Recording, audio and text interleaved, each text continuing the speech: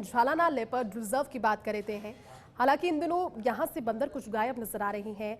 जो भी कुछ बचे हैं वे गंभीर असाध्य रोग से पीड़ित दिखाई देते हैं।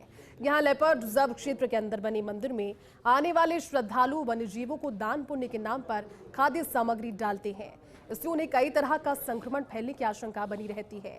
इस पूरे प्रकरण में झालाना से जुड़े वाइल्ड लाइफ नेचुरलिस्ट और वनकर्मियों से खास बातचीत की एसोसिएट एडिटर निर्मल तिवारी ने।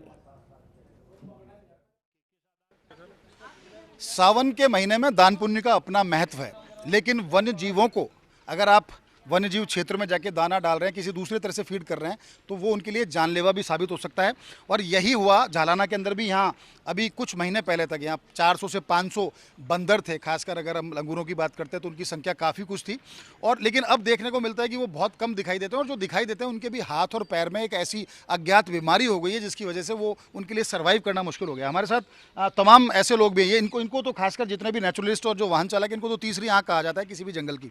इनसे ज़्यादा जानकारी उस जंगल में क्या घटित हो रहा है उससे ज़्यादा किसी को नहीं है। नेचुरलिस्ट हमारे साथ यहाँ चारवी भी हैं, तमाम यहाँ के फॉरेस्टर जो है राजेश वो भी हैं, तमाम लोग और भी फॉरेस्टर जुड़े हैं। सबसे बारी बारी से बात करेंगे। चारवी, सबसे पहले इसलिए तुम्हारे पास कि क्या मुद्दा है जिसको लेकर के अवेयरनेस की भी ज़रूरत है और जिसको लेकर एक्शन की भी ज़रूरत है?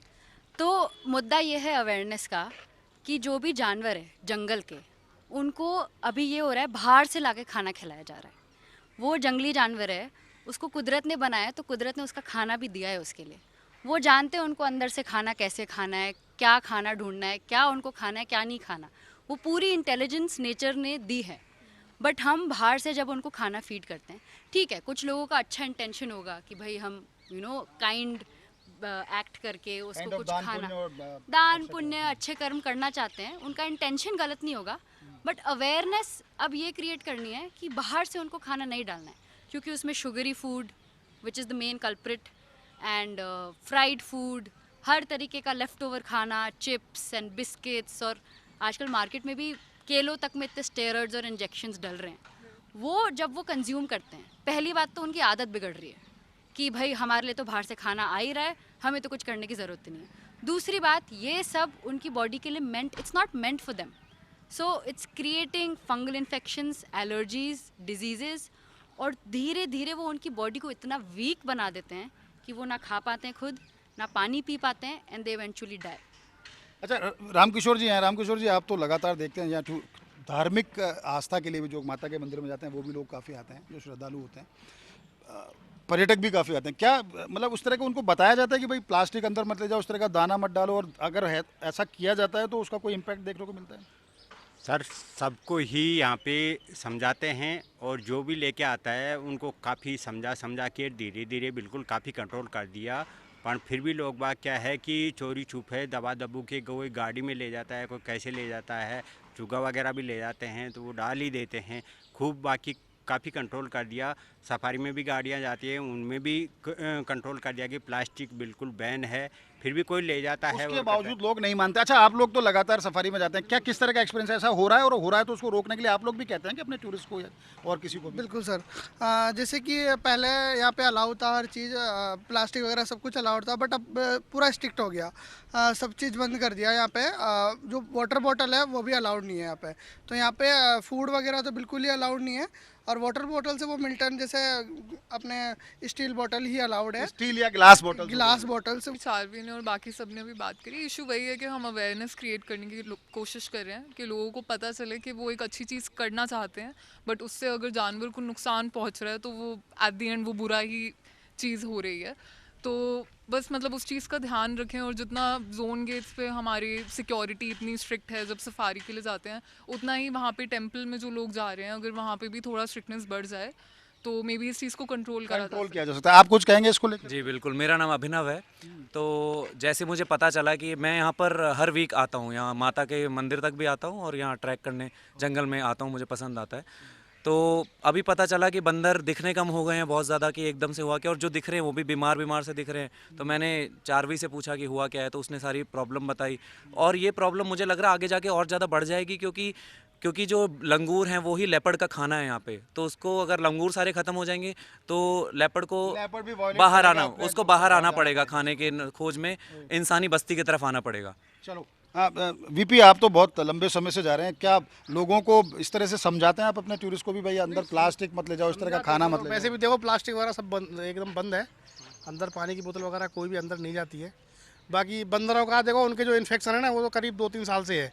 अब जिनके हो रहा है, कम से कम उनका इलाज तो हो। ऐसे तो सही होंगे नहीं कि प्रकृति के ऊपर छोड़ दिया, सीखे अपने हिसाब से हो जाएंगे। उनके हाथों में इतना इन्फेक्शन है कि पेड़ों पर चढ़ा नहीं जाता। पिछली साल पेड़ पे चढ़े, बंदर पकड़ा नहीं गया, नीचे गिर गए और पड़े पड़े सूख गए, सब मतलब खत्म हो गया। लेकिन ठीक है, इलाज भी किया था, है कि नहीं, कम से कम 100 बंदर सही भी हो गए थे। लेकिन पूरे बंदर एक तो नहीं तो पकड़ में आए, नहीं उनका इलाज हुआ। बाकी ये है कि लोग जो घरों से जो खाना बच जाता है ना, जैसे कोई प्रोग्राम हुआ उसमें पूड़ी वगैरह बच गई, बस भर के ले आए और चोरी छुपे अंदर ले गए।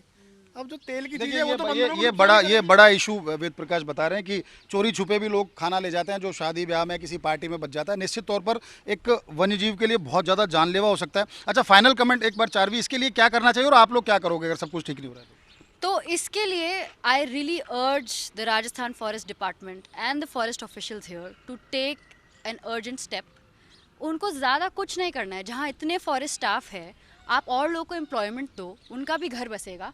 और 2 लोग गेट पे खड़े होने चाहिए सुबह शाम, जब भी गेट खुला होता है for the pilgrims to go in, कि उनकी गाड़ी चेक हो, जो भी अंदर आ रहा है कि उसमें किसी भी तरह का खाना ना हो। अगर खाना है उसको वहीं की वहीं जब्त कर लिया जाए। And if people are still taking food, fines लगने चाहिए, हैवी फाइन्स।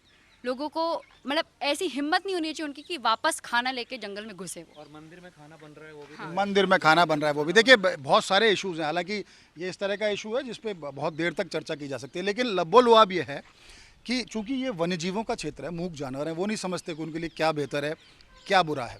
अब चूंकि अंदर बड़ा आस्था का केंद्र है, लोग जाते हैं, श्रद्धालु जाना चाहिए, निश्चित तौर पर जाएं, प्रसादी चढ़ाएं, प्रसादी पाएं। लेकिन अब वन्यजीव को अगर आप अनर्गल तरीके से फीड कर रहे हैं, अनाधिकृत तरीके से फीड कर रहे हैं, तो उसके लिए जानलेवा साबित हो सकता है। और नतीजा इन सब का ये निकला कि यहाँ जो बंदरों का एक पूरा कुनबा था, एक पूरी फैमिली थी, और बड़ी बड़ी फैमिली थी, जिसमें 400-500-600 बंदर थे। आज गिने चुने 10-12 बंदर यहाँ देखने को मिलते हैं। तो न केवल यहाँ का आकर्षण समाप्त होता जा रहा है, बल्कि वो बंदर इन्फेक्शन का शिकार तो या तो मर गए या यहाँ से पलायन कर गए, क्योंकि उनको यहाँ का जो बिल्कुल जो जिस तरह की जलवायु यहाँ एकदम से, जिस तरह का वातावरण या पर्यावरण जो बना, वो उनको बिल्कुल सूट नहीं कर रहा। तो बेहतर तो ये होगा, प्लास्टिक पे आपने बैन लगाया, साथ ही साथ जो वाहन, चाहे पर्यटक वाहन हो चाहे श्रद्धालुओं के वाहन हो, उनकी सख्ताई से चेकिंग की जाए, पहले अवेयर किया जाए। और अवेयर अगर करने के बाद भी नहीं मानते हैं तो जैसा चारवी ने भी कहा, तो उनके ऊपर एक भारी जुर्माना लगाया जाना चाहिए, ताकि इस तरह की घटनाओं की पुनरावृत्ति ना हो। ऐसा ना हो कि यहाँ से बंदर ही समाप्त हो जाएं, जो कि यहाँ के रिच फौना के एक मेंबर हुआ करते थे, क्योंकि बहुत सारे इधर वाइल्ड लाइफ देखने को मिलता है, उसमें बंदर भी था। तो अगर बंदर देखने से यहाँ पर्यटक अगर महरूम रहता है, और तो एक तो मंकी पॉइंट था, मंकी पॉइंट फिर मंकी पॉइंट का ही अस्तित्व समाप्त हो जाएगा। तो बेहतर तो होगा अवेयरनेस बढ़ाई जाए, और साथ ही साथ उसके साथ साथ यहाँ पर इस तरह की व्यवस्था भी की जाए कि अवेयरनेस बढ़ने के साथ साथ एक जुर्माने की कार्रवाई भी हो, ताकि लोग इस तरह की घटनाओं को दोबारा ना तो दोहराएं, और ना इस तरह का, जैसे बंदरों के ऊपर आज जान पे बनाई है, ऐसा हो सकता है कि किसी दूसरे वन्यजीव के साथ हो, ऐसा ना हो पाए। कैमरा पर्सन गिरीश के साथ Nirmal Tiwari, first India news, Jaipur.